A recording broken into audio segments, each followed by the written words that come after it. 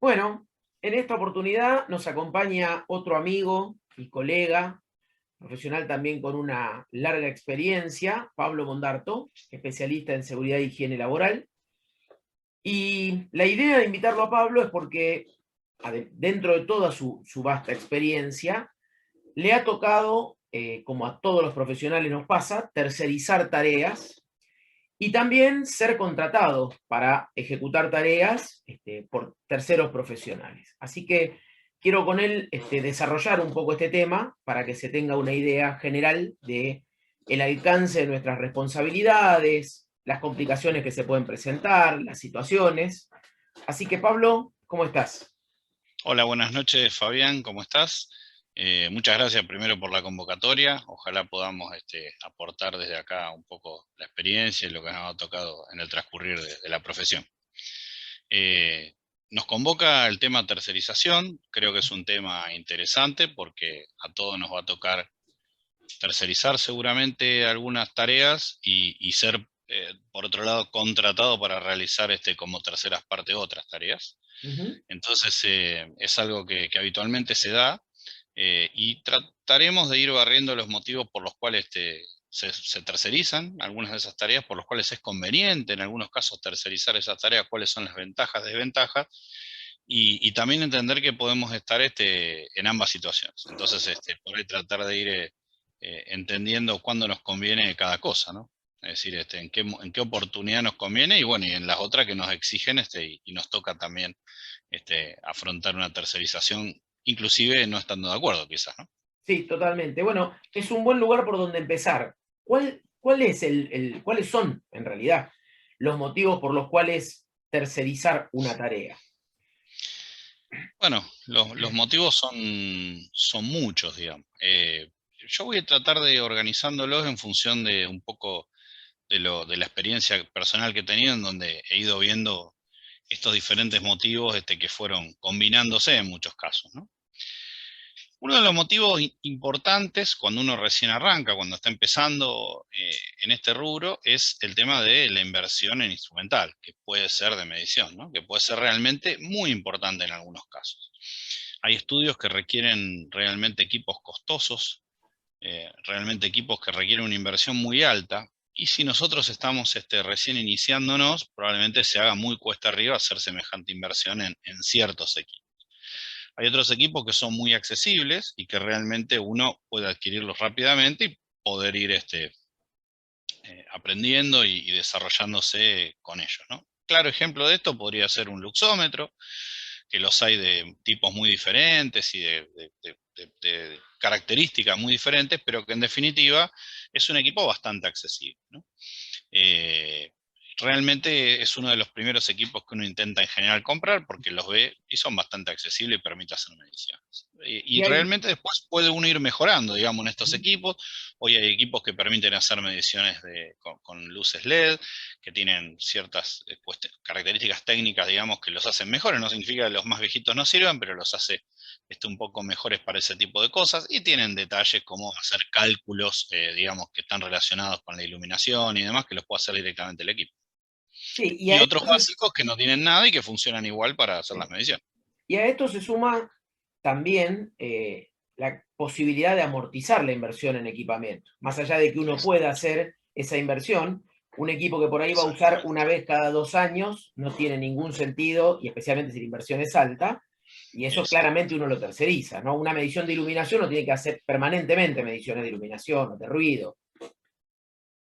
Sí, tal cual. El tema, si lo hablamos desde los fríos números, la tasa interna de retorno de invertir dinero en un equipo que voy a usarlo una vez al año, va a dar mal casi Sí, cualquiera sea la medición y tendríamos que cobrar la medición un dineral que nunca pasa como para poder considerar que realmente vale la pena.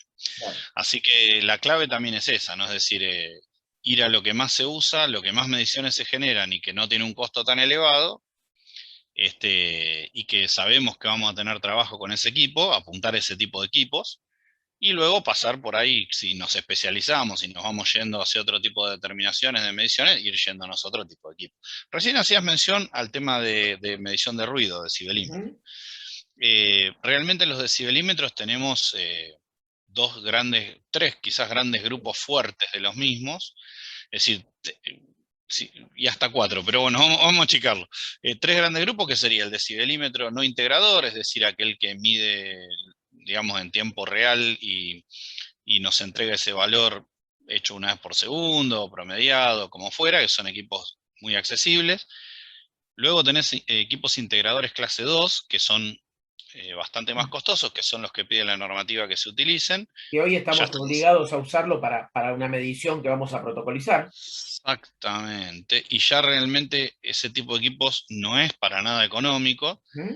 Y después nos vamos a los clase 1, que ya son de otra galaxia, digamos, Claro. si queremos hacer algo ya muy específico, ¿no? Y después los dosímetros, que tampoco, como son integradores y además tienen características muy particulares, tampoco son para nada económicos. Y son todos equipos distintos. Es decir, si alguien quisiera empezar con ruido y quiere tener un equipo simplemente indicativo, que lo oriente, un equipo muy económico, del orden de los $100 probablemente, este, realmente hay equipos económicos que calibran y que andan bastante bien. Y ya después nos empezamos a ir a lugares donde realmente los equipos son más costosos, pero como hablaste recién, o sea, se tiene que justificar, ¿no? Es decir, si yo voy a hacer una dosimetría al año y necesito comprar un dosímetro antiexplosivo porque resulta ser que mi cliente tiene una atmósfera explosiva, No, claro. invertir $3.000, $3.500 en un equipo de ese estilo para hacer una medición al año, bueno, claramente creo que ese es buen momento para Para tercerizar. tercerizar. Exactamente. Hay gente que tiene ya esa inversión hecha, en muchos casos ya lo tiene amortizado, y en ese sentido es interesante, ¿no? Y lo más importante, que en definitiva, si nosotros tenemos ese servicio, vamos a tener el resultado de la medición. Claro. Y no nos vamos a quedar sin medición por no tener el equipo o no poder hacer la inversión, que siempre es importante, ¿no? Y otro tema que ya que venís hablando del tema de que cuántas mediciones al año hago, es el tema del envejecimiento de estos equipos, ¿no? Además. Y te voy a poner un ejemplo de una bomba de aspiración de flujo constante, una bomba de muestreo, por ejemplo, de las tradicionales que se usan para hacer muestreo de contaminantes del ambiente laboral. Estas bombas se llevan un diafragma, llevan un sistema calibrado que mueve ese diafragma, y ese diafragma es de un elastómero. Y es un elastómero, no es un elastómero mágico. Es decir, ese elastómero va a degradarse, eh, además con probablemente algunas de las cosas que lo atravesaron durante las mediciones y los muestreos, más rápido probablemente por ese motivo. Y bueno, va obviamente a dejar de funcionar, a dejar de hacerlo adecuadamente. Llega un momento que no calibra más, no puedes regularle el tornillito o el sistema electrónico Sí. para que dé los caudales. Es hora de llevarla al servicio técnico, y ahí nos enteramos que un servicio técnico de estos equipos sale un dineral, así como la bomba sale un dineral, ¿no? Claro. Entonces, si yo voy a hacer una toma de muestra al año, hay que pensar muy bien. Hoy una bomba de esas es costosa, y las que son de caudal variable son muy costosas. Ujú.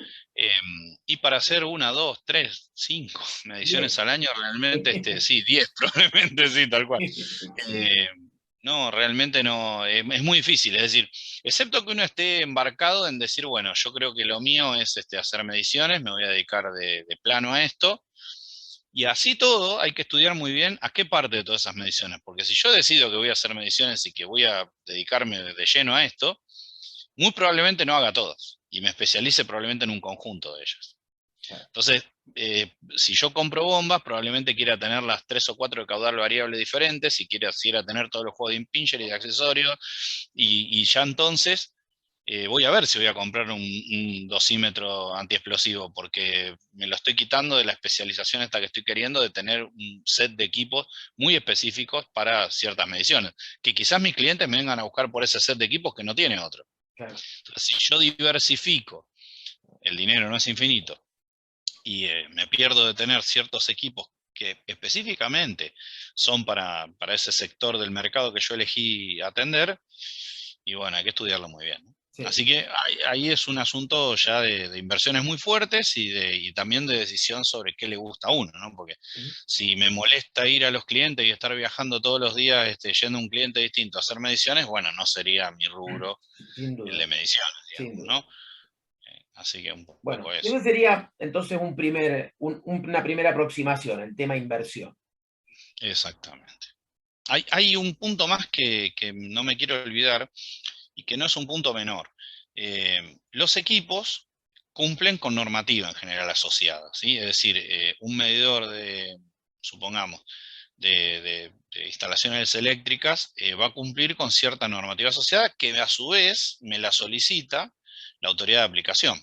O por Ujú, ejemplo, un medidor de ruido va a tener que cumplir con cierta normativa internacional, ciertas normas IEC, que me las va a pedir el organismo de control. Por ejemplo, la Agencia de Protección Ambiental de la Ciudad de Buenos Aires pide que sus equipos de medición de ruido para las mediciones ambientales, no de su origen en este caso, ¿no?, cumplan con cierta normativa.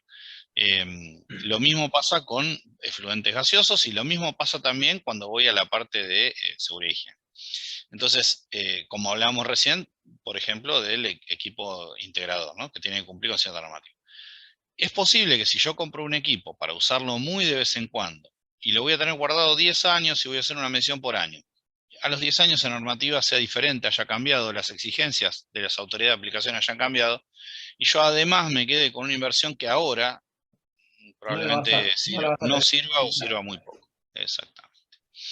Así que, bueno, es como que realmente hay que pensar muy bien si voy a dedicarme a hacer una inversión, cuál voy a hacer, apuntar, tener un plan.